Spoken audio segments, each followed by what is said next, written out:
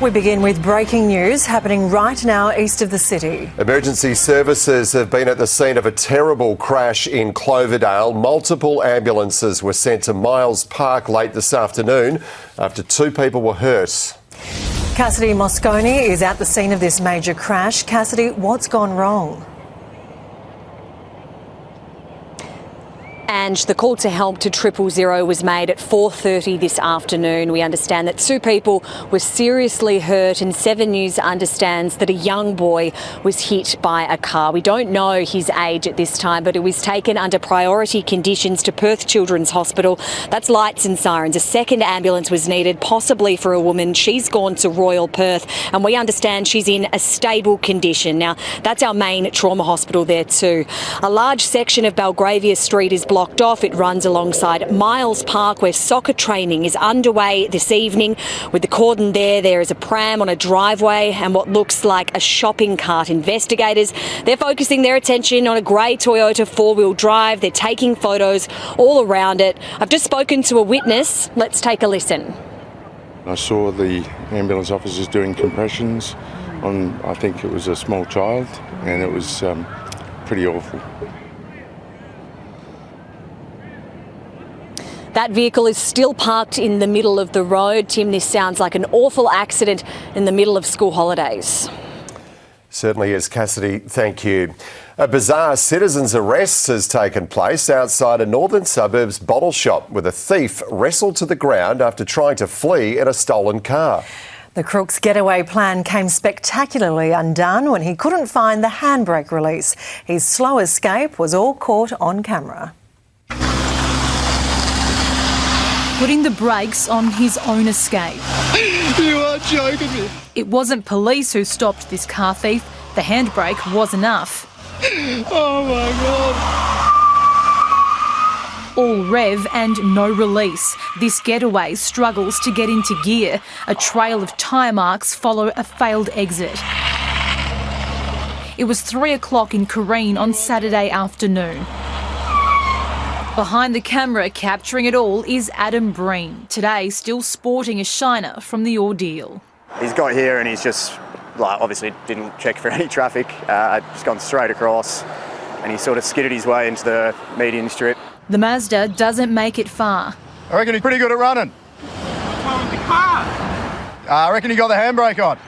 The driver takes a second chance but fails to get away again. You're joking! I started running and I said, "You won't outrun me." So he's turned around and he's gone like that, and I was like, "You probably won't outfight me either." So I've walked up to him and he's swung at me, and I've just sort of stepped back, and then I've just picked him up, dunked him.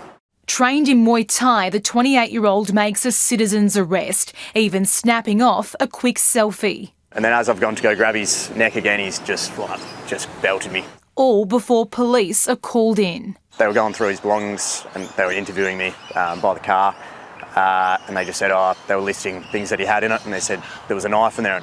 Adam was buying birthday drinks here at Dan Murphy's when he says the thief scooped up half a dozen bottles of spirits and bolted out the door before his slow speed escape. The owner of the Mazda is so grateful for Adam's quick actions, he's offered to take him out for a beer. I'm sure this is a birthday that you won't forget. No, definitely not. No, it's a story for a lifetime, yeah. Francesca Denuccio, 7 News. Bombshell claims in an Armidale courtroom have halted the sentencing of a teenager who pushed over and stole from an elderly traffic warden. The 18-year-old claims the crossing guard had been pursuing his girlfriend, so he took matters into his own hands. Here's court reporter Cassidy Mosconi. Left bloodied and bruised, his collarbone broken. 87-year-old traffic warden Colin was attacked by a teenager. Due to be sentenced today, 18-year-old Jatin Pudaruth says he's guilty, but now claims this assault was not random. Do you regret what happened still? Bombshell allegations aired in Armidale Court. His defence team claim Colin had been interacting with his girlfriend for months when she walked her younger sister to school. They say Colin asked her for her number and suggested catching up, persistently seeking the woman out, following her to her car and gifting her crocheted flowers, blankets, cards and a $100 fuel voucher. Defence lawyer Mark Andrews told the magistrate Colin messaged, "I can't kiss you then," when he learnt she'd been sick. The court heard Jatin Puttaruth had tried to resolve the issue respectfully.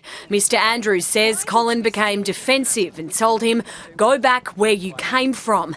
A week later, he admits to pushing the 87-year-old on the job in Rossmoyne in May. Do you regret taking matters into your own hands, Jatin? I've spoken with Colin and his family today. They tell me they can't comment on the allegations because they don't know anything about them and they haven't heard anything from police. Prosecutors say no report has been made to police, but an official complaint has been made to WA Police Traffic Wardens Unit, according to the defence. I'm certainly happy to send it to the prosecuting branch at Armidale. The teenager will learn his fate in August. Cassidy Mosconi, 7 News. Tech giants are accused of having blood on their hands for allowing young Australians to fall victim to a sinister threat festering on their platforms. The rapid rise of AI has fuelled a rise in sextortion, and too often it's ending in tragedy.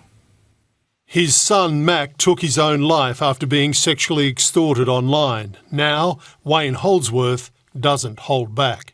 We can't control what the tech giants do. They've still got blood on their hands. They don't care. The eSafety Commission finding today that tech giants Apple, Meta, Google, WhatsApp, Discord and Snap have the tech to disrupt sextortion scams. And yet they are choosing not to use them with full effect. Organised crime gangs setting online honey traps, luring mostly boys into sharing nude images, then extorting them. Pay me or everyone sees it.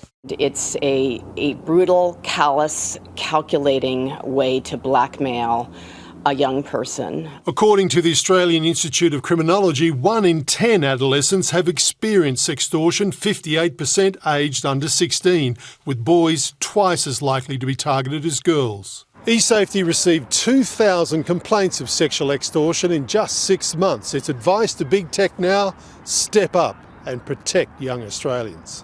They're literally creating a hunting ground for these organised criminals to target Australian young men. But she says victims shouldn't lose hope. eSafety has a 98% success rate in taking the offending images down. For Wayne Holdsworth, communication is key. Parents should be having open and honest discussions with their children all the time. God, I wish I had with my boy, because if I had, he'd be here today. Let's go to Mark Riley in Canberra. Mark, AI is in the government's sights. Yeah, in a major speech tomorrow, Anthony Albanese will try to ease some of the deep concerns about the AI revolution, assuring voters that his government won't repeat the mistakes made with social media and will move early to build guardrails around AI to protect communities, intellectual property and jobs. His theme: embracing AI the Australian way so it works in Australia's interest. Tim? Thank you, Mark. The global oil price has spiked after the United States vowed to do something it previously said it wouldn't do. Donald Trump wants to toll the Strait of Hormuz. Even Iran says that's too much, as America goes on the attack again. Moving quickly and quietly, the US unleashes a new weapon: sea drones sent to strike an Iranian submarine facility, the first time they've been used in combat.